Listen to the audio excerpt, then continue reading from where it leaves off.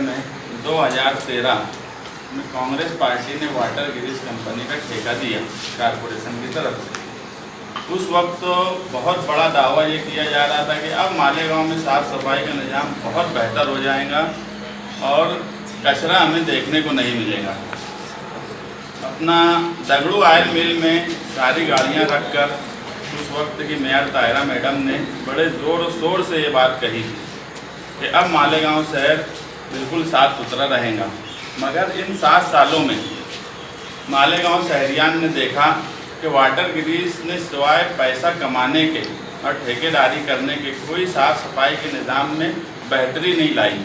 उल्टा शहरियान की तरफ से ये बोला गया कि पहले जो निज़ाम था वो इससे बेहतर रहा करता था, जबकि वाटर गिरीश को 70 से 78 लाख रुपया मंथली बिल दिया जा रहा है। उसके बाद भी उसकी कोई साफ़ सफाई का निज़ाम अच्छा नहीं था। जनता दल सेकुलर ने वाटर गिरीश को 2015 से उसके खिलाफ एक मुहिम चलाई कि बदनवानी का सिंबल है वाटर गिरीश कंपनी मालेगांव शहर में। जितनी बदनवानी होती है वो तो एक वक्त होती है, ये मुसलसल हो रही है और हम इसको सिंबल मानते थे और इसीलिए हमारी हर वक्त एहतजाज में कमिश्नर से लेकर ऊपर तक हम यही कहते थे कि इसका ठेका रद्द होना चाहिए। पैसे का वापर बराबर तरीके से नहीं किया जा रहा है। इसके लिए हमने मरण भरत पे बैठा। उसके बाद उसकी इंक्वायरी लगी।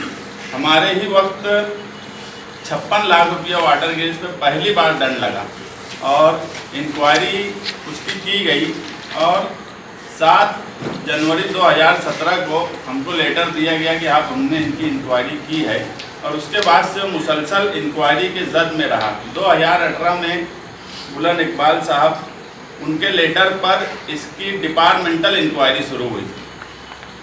वो इंक्वायरी मार्च 2019 में आ गई थी, मगर हम लोग जो है बुलंद इकबाल की तबीयत और हॉस्पिटल भी उसमें परेशान थे, तो वो रिपोर्ट हमें नहीं मिली।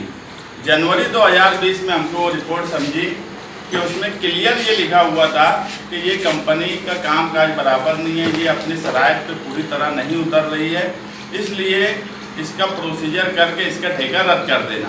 मगर वो इंक्वायरी रिपोर्ट को भी छुपा लिया गया था मार्च 2019 की। फिर फरवरी में उसको महासभा में लाया गया। उस वक्त महासभा में सभी पार्टी के लोगों ने उसके खिलाफ वोट किया और उस इंक्वायरी रिपोर्ट को मान्यता दी और वहाँ से प्रोसीजर शुरू करने की बात की गई। हम उसके बाद भी उस वक्त के आयुक्त किशोर बोर्डे से मिले और उनसे कहा कि आप जो है इसको रद्द करो।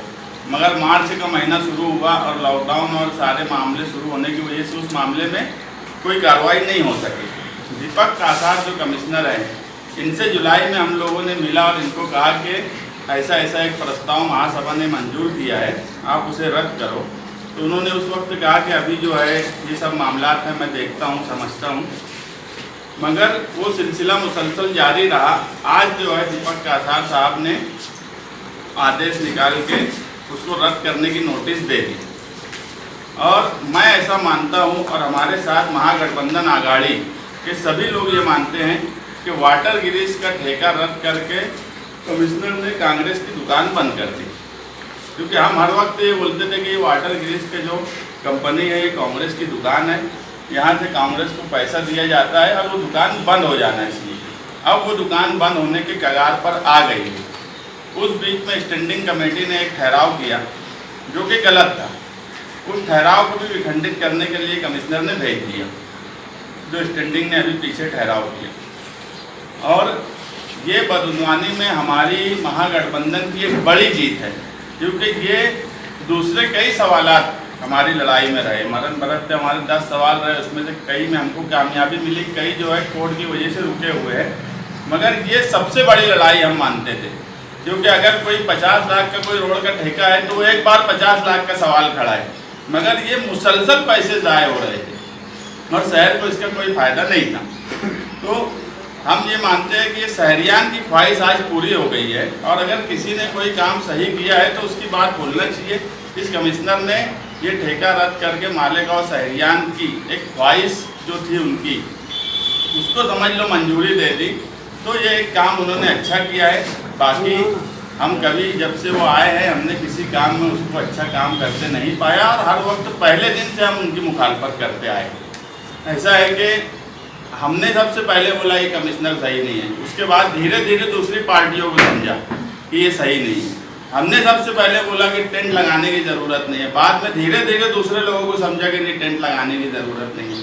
तो कहीं ना कहीं जनता दल या महागठबंधन इस शहर में दूर अंदेशी के फैसले किया करती है, ये शहरियान अब समझने लगे हैं और इस ठेके को रद्द करके शहरियान का एक ख्वाब पूरा किया गया है, जिसकी हम कमिश्नर का वेलकम करते हैं और इस काम के लिए उनको हम बधाई देते हैं। जो महासभा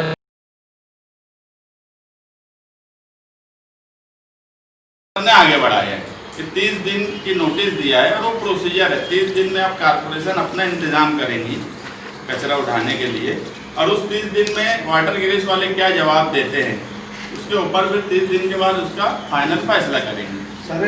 4 तारीख आज की पोजीशन मैं नहीं बता, इतवार के दिन कमिश्नर इतना फाल है ये। तो हो सकता है ना, ऐसा तो है नहीं कि छुट्टी में कोई ऑर्डर नहीं दिया जा सकता। आज मेरी मालूमात में आज पूरे मुल्क में शो गई कोयत की अमीर की वजह पर सरकारी काम नहीं हो सकता।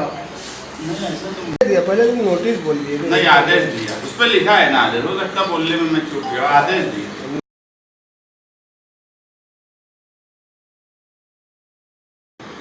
यानी कोई मुखालिफ ऑफिसर है, हमारी लड़ाई तो अभी भी उससे जारी रहेगी। अभी हमने कंप्लेन करने के वास्ते गए थे, अभी भी हमारी लड़ाई जारी रहेगी। मगर कोई ये बोलेगा कि अगर कोई काम अच्छा हुआ है, अगर कुछ गलत हुआ है तो हम उस पर भी बोलते हैं। ऐसा नहीं लगता कि लॉकडाउन का सिलसिला जारी था, जुलाई में मैं कुछ दीपक काठार से मैं कुछ मिला, उनको बताया देखो ऐसा ऐसा ठहराव हुआ, मगर उस वक्त तो उनका ये बोलना था कि यार अभी ये सब मामला चल रहे, मुझे ज़रा समझ लेने तो उसके बाद मैं करता। तो हम लोग तो मामले को लेके टच में ही थे ना, टच में नहीं था ऐसा नहीं है। मैं एक बात क्या बोला कि कांग्रेस पार्टी आज बोल रही वाटर गिरीश के बारे में, ये मैं भी मान रहा हूँ, मगर दूर अंदेशी तो हमारे महागठबंधन वालों के पास ही है कि जो हम बोलते हैं वो बाद में इनको क्यों समझ में आता। पूछते हो सवाल तो पूरा पूछो, तुम जब खुद ही डरेंगे तो हमसे क्या पूछो। साफियों के जरिए पूछा था कि महागठबंधन का मौक़िफ़ क्या है। कमिश्नर ने स्टैंडिंग चेयरमैन ने मिली भगत से ऐसा उसने शेख रशीद साहब ने आरोप लगाए थे कि इन्होंने 150 टन की मुद्दत वाड़ भी दी है, 10 साल ठेका भी मुद्दत वाड़ कर दी है, गलत किया जो गया कि था। इलीगल है। तो इसमें आपका मौक़िफ़ क्या है? उन्होंने पूछा, हमारा आज हम मौक़िफ़ क्या, दोबारा पूछ रहे हैं। विखंडित के लिए भी भिजवा दिया, प्रधान सचिव नगर विकास का देखो ना, विखंडित के लिए भिजवा दिया। जमात के ताल्लुक से उन्होंने जो तो मौक़िफ़ का सवाल एकदम क्लियर मौक़िफ़ है ना, जो उसको हमने विखंडित के लिए भिजवा दिया। हमको डिपार्टमेंट की तरफ से, साफ सफाई डिपार्टमेंट की तरफ से कल शाम में ही बोला गया कि वाटर गिरीश के ताल्लुक से तुम्हारे पास क्या है, उसके ताल्लुक से वो सब प्रोसीजर चल रहा है। तो वाटर गिरीश में तो हमारी PhD है, इसीलिए वो हमसे ही पूछे और किसी से पूछे भी नहीं। तो हमने ले जाके ये पूरी फाइल उनको दे दिए कि ये लो और देखो तुमको क्या चाहिए और क्या क्या, जो उन्होंने पूछा हमने वो सब बताए। अब इसमें जो है वाटर गिरीश के जो अटी शर्ती थी कि 10 साल का ठेका करके पूरी प्रॉपर्टी हैंड ओवर कारपोरेशन को करेंगे, तो हमने वो भी बोला कि आप उसकी अटी शर्ती के हिसाब से ठेका रद्द होगा, तो उसकी सारी प्रॉपर्टी कारपोरेशन अपने ताबे में ले। वाटर गिरीश की 53 गाड़ी ऑलरेडी कारपोरेशन ने लेकर आई है। तो अभी तात्पुरता कारपोरेशन जो है डेली वेजेस पे लोगों को लगा ले और व्हीकल्स और प्रॉपर्टी तो कारपोरेशन के ताबे में ही आ जाने वाली है। तो मुझे नहीं लगता कि पैसा भी बचेगा और अच्छे ढंग से काम होगा। और आगे अगर कारपोरेशन को लगता है कि नया टेंडर और नए ठेकेदार को देना चाहिए तो कारपोरेशन उसको समझे और आगे का प्रोसीजर करे। वो स्टैंडिंग की तजवीज़ भी रद्द कर दिया, प्रधान सचिव को भेजा, वो दिया ना उसके साथ कॉपी। प्रधान सचिव नगर विकास को स्टैंडिंग का ठहराव ही भेजा गया है। बदनवानी हुई होंगी या ऐसा कुछ? गलत ठहराव था वो। सबसे पहले देखो कौन ठहराव किया है, क्या किया है।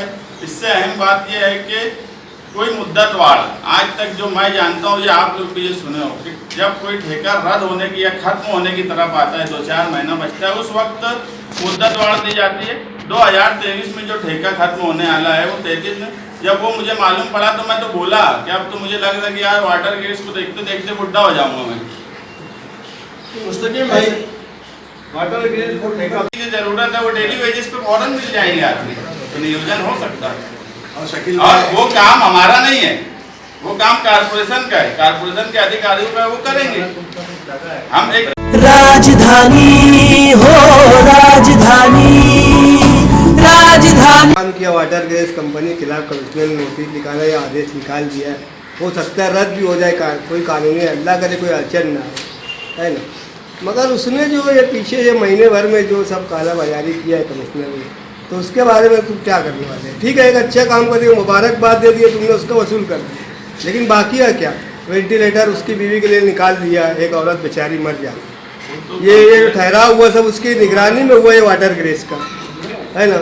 और भी ये जो कोविड का सब सिस्टम चल रहा है सब उसके चल रहा है, और कुछ 2-4 ठेकेदारों को खाली मलाई मिल रही है गाँव में। यानी मेरे हिसाब से तुम लोग का भी कोई रूल नहीं दिख रहा कॉर्पोरेशन में, ऐसा वो चला रहे कार, तो उसके बारे में तुम लोग क्या?